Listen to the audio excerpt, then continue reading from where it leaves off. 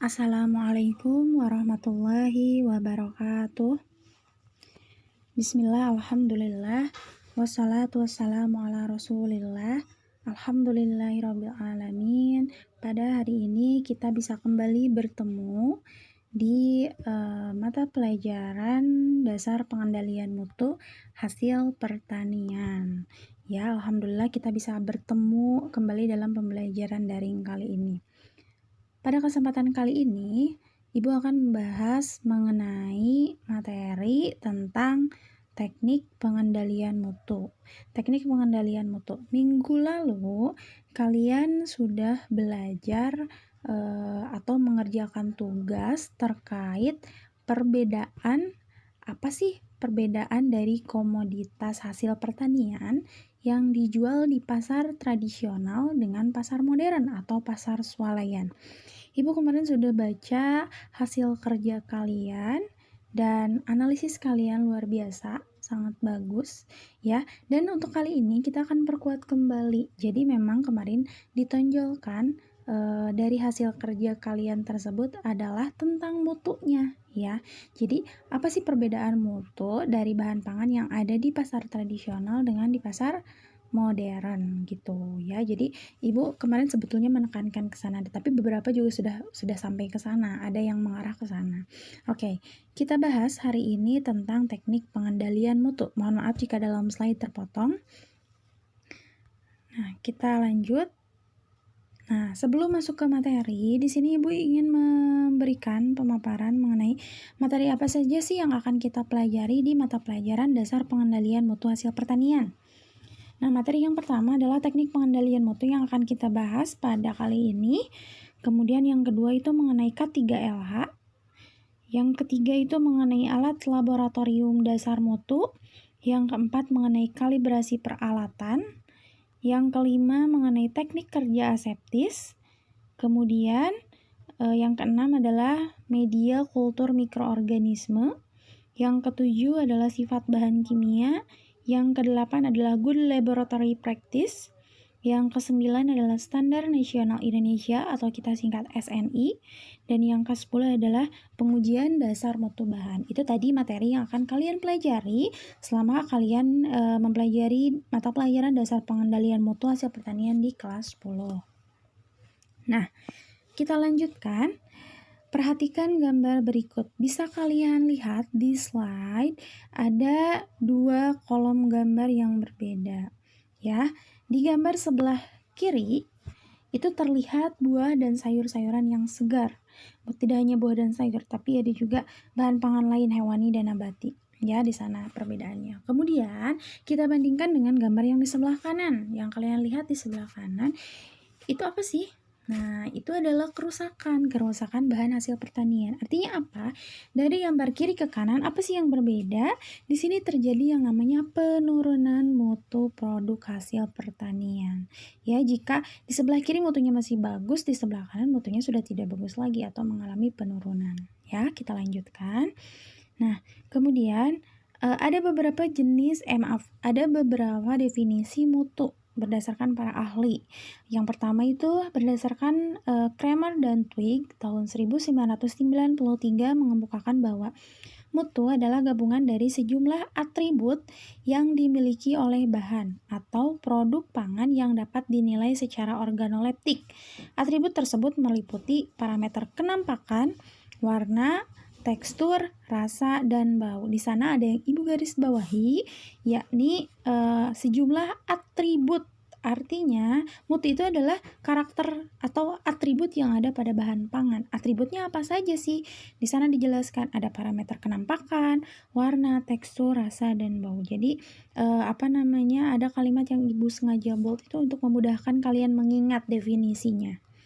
Kemudian, yang kedua itu menurut Hubeis tahun 1994 mengemukakan bahwa mutu dianggap sebagai derajat penerimaan konsumen terhadap produk yang dikonsumsi berulang, seragam atau konsisten dalam standar dan spesifikasi, terutama sifat organoleptiknya. Jadi mutu di sini dianggap sebagai derajat penerimaan konsumen, itu yang Ibu garis bawahi dan Ibu tebalkan ya. Jadi menurut Hubeis kalian ingat saja derajat penerimaan konsumen. Artinya mutu itu adalah produk yang bisa diterima oleh konsumen, seperti itu ya, penerimaan konsumennya seperti apa. Nah, kalau tadi kan menurut Kramer dan Twigg itu adalah sejumlah atribut. Kalau menurut Tobeis itu adalah penerimaan konsumen. Kemudian kita lanjutkan berdasarkan ISO. Mutu adalah gambaran dan karakteristik menyeluruh dari suatu produk yang dapat memenuhi kebutuhan yang ditentukan. Kalau menurut ISO atau International Standard Operational, mutu adalah gambaran dari karakteristik menyeluruh. Ya, jadi karakteristik menyeluruh dari bahan pangan tersebut. Kemudian, menurut Undang-Undang Nomor 18 Tahun 2012 tentang pangan, mutu adalah nilai pangan yang ditentukan atas dasar kriteria keamanan pangan, kandungan gizi dan standar perdagangan terhadap bahan makanan serta minuman. Ya, ini menurut Undang-Undang Nomor 18 Tahun 2012. Jadi yang bermutu itu adalah dia yang mempunyai kriteria keamanan pangan, kandungan gizinya, dan standar perdagangannya juga dia mempunyai standar tersendiri. Nah, kemudian karakteristik mutu berdasarkan sifatnya ini dibedakan menjadi dua macam, yaitu sensorik dan tersembunyi. Sensorik itu eksternal, tersembunyi itu internal, atau eksternal itu artinya yang terlihat langsung oleh panca indera kita. Kita bisa melihat secara langsung, misal kamu punya buah apel, kamu bisa lihat mutu dia itu seperti apa sih warnanya, misalnya hijau, kemudian teksturnya keras, seperti itu ya. Itu eksternal atau yang terlihat panca indera. Panca indera itu artinya 5 indera kita bisa menilai secara langsung. Nah, kemudian ada yang karakter tersembunyi, itu kondisi dalam produk yang kita nggak ketahui, yang tidak kita ketahui. Misalnya berapa sih vitamin C pada apel, kita kan nggak bisa melihat atau menerka gitu ya, tapi kita harus melakukan yang namanya pengujian secara langsung karena memang itu tidak terlihat atau tersembunyi.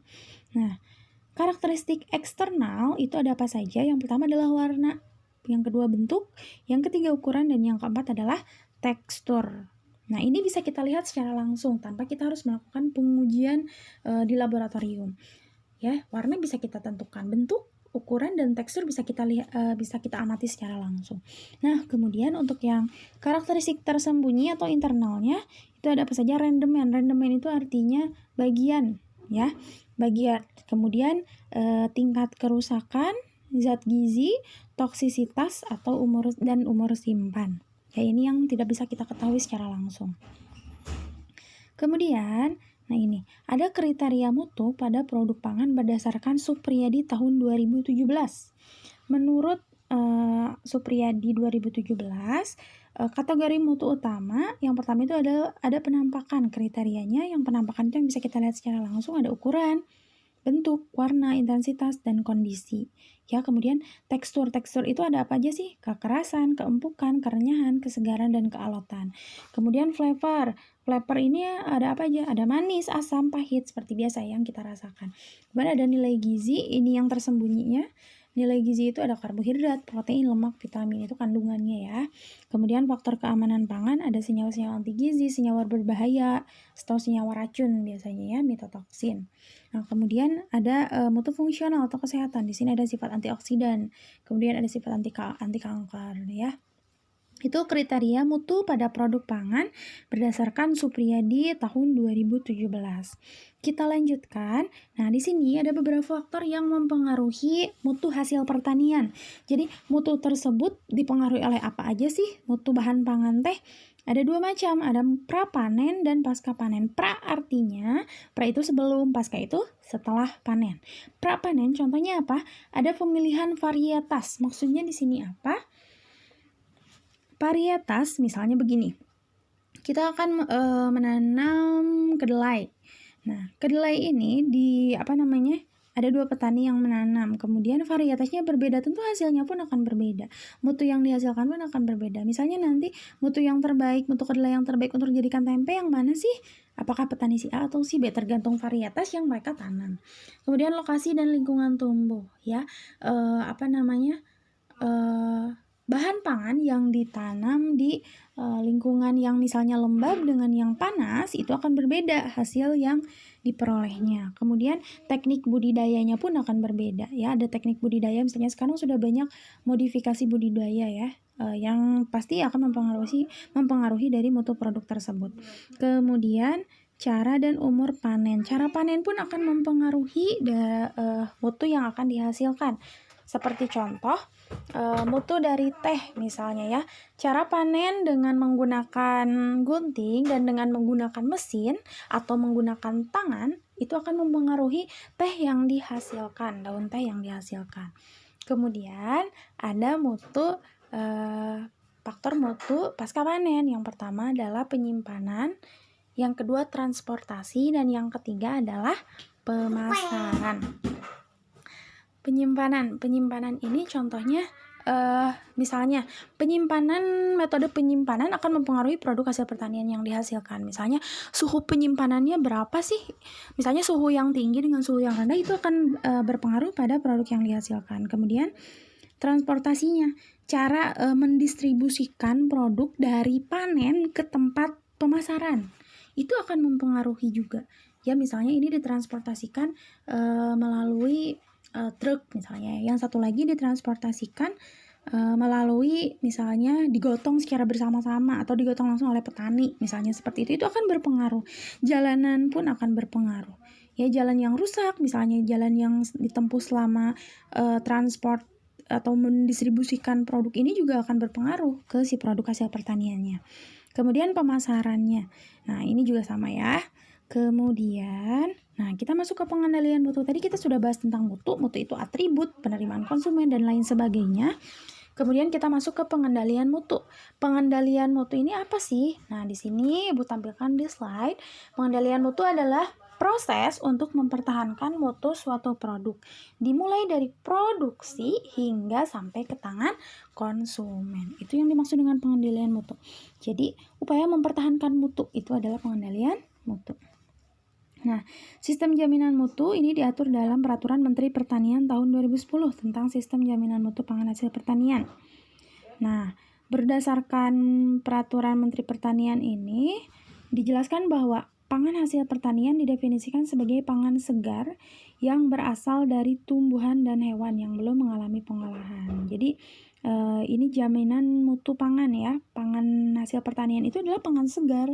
Jadi itu jaminan mutunya seperti itu, bukan yang sudah mengalami pengolahan. Oke.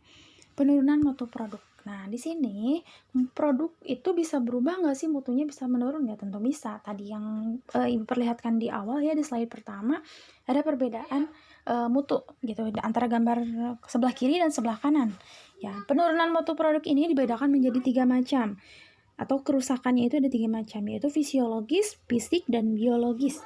Kerusakan fisiologis ini contohnya adalah respirasi, kemudian autolisis, oksidasi, browning. Ini memang dari sifat bahannya sendiri ya. Dari respirasi itu contohnya pernapasan, sistem pernafasan dari si bahan pangan ini seperti apa. Browning misalnya kecoklatan itu yang tiba-tiba mengalami pencoklatan ketika dikupas ya. Kemudian kerusakan fisik itu contohnya adalah memar dan luka, yang ini bisa diakibatkan oleh banyak hal, bisa diakibatkan ketika panen atau ketika transportasi. Kemudian ada kerusakan biologis atau mikrobiologis yang diakibatkan oleh serangga, bakteri, dan jamur. Nah, pencegahan penurunan mutu produk ini dibedakan menjadi 4. Jadi, tadi kan mutu kita sudah ketahui apa itu pengertian mutu. Terus cara pengendalian mutunya itu seperti apa sih, Bu? Supaya mutu kita tetap segar, supaya mutu kita tetap terjamin hingga ke tangan konsumen. Nah, penanganan yang pertama adalah penanganan segar. Penanganan segar itu adalah penanganan yang dilakukan sejak produk dipanen hingga dikonsumsi dalam keadaan segar. Kemudian ada penanganan fisik. Penanganan dengan proses fisik contohnya itu dikeringkan, blanching, perebusan, pasteurisasi, sterilisasi, pembekuan. Ini yang akan kalian bahas di dasar proses pengolahan hasil pertanian ya. Kita ambil contohnya pengeringan. Kemudian ada penanganan kimia, contohnya itu menggunakan bahan kimia karena dia menggunakan bahan kimia sehingga menjadi lebih awet, mutunya lebih terjaga. Kemudian ada penanganan biologis yang memanfaatkan makhluk hidup. Ya, contohnya tempe, fermentasi yang melibatkan mikroorganisme. Contohnya itu adalah tempe. Nah, di sini ini adalah contoh dari penanganan pencegahan penurunan mutu produk. Yang pertama, itu gambar pertama itu adalah penanganan segar ya. Penanganan segar itu contohnya ketika sudah dipanen, jeruk sudah dipanen, kita akan melakukan sortasi untuk memisahkan mutu yang baik dengan mutu yang kurang baik. Ya, yang kedua itu adalah penanganan fisik dengan cara pengeringan. Di sana ada gambar bawang yang sedang dikeringkan. Itu adalah penanganan fisik agar bawang tersebut lebih awet. Kemudian yang ketiga adalah penanganan kimia. Contohnya adalah penggaraman dengan menambahkan garam ke ikan. Nah, kemudian yang terakhir itu adalah penanganan biologis dengan bantuan mikroorganisme, jadilah kedelai menjadi tempe.